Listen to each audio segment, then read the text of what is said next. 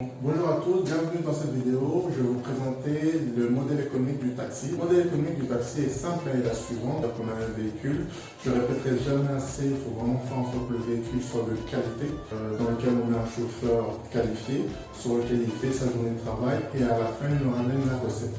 Donc la recette, il peut y avoir deux types de recettes. On a des recettes de 17 000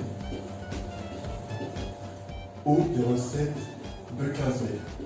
Donc les recettes de 17 000, c'est pour les véhicules climatisés.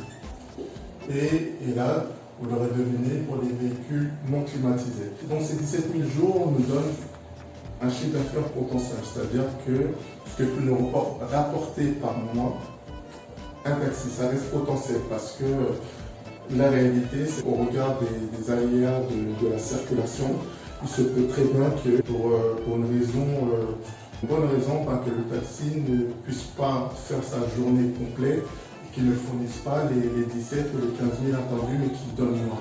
Mais en termes généraux, mais en moyenne et dans l'idéal, le potentiel de chiffre d'affaires par mois d'un taxi, 17 000, on se trouve à 442 000 francs par mois.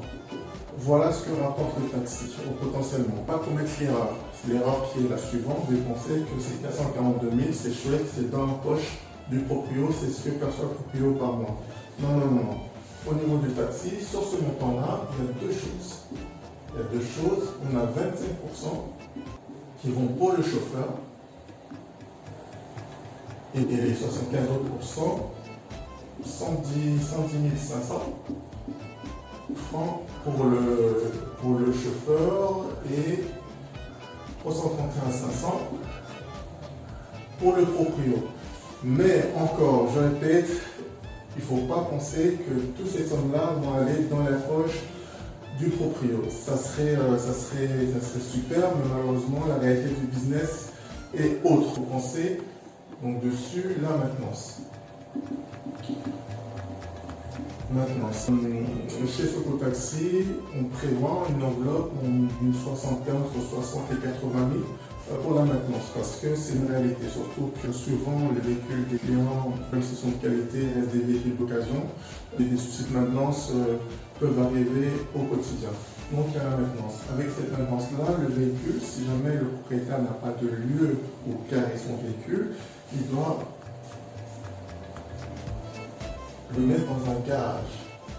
Donc voilà, donc il y a également le garage qu'il va falloir payer si jamais nous-mêmes on n'a pas un lieu pour pouvoir garer le véhicule. Ceci, avec ça, il faut également des papiers. Donc un véhicule qui n'a pas de contrôle technique, pas d'assurance, pas de carte grise, ne peut pas rouler, pas de droit d'auteur. Un véhicule sans ces papiers-là ne peut pas rouler. Donc il faut également penser aux papiers du véhicule.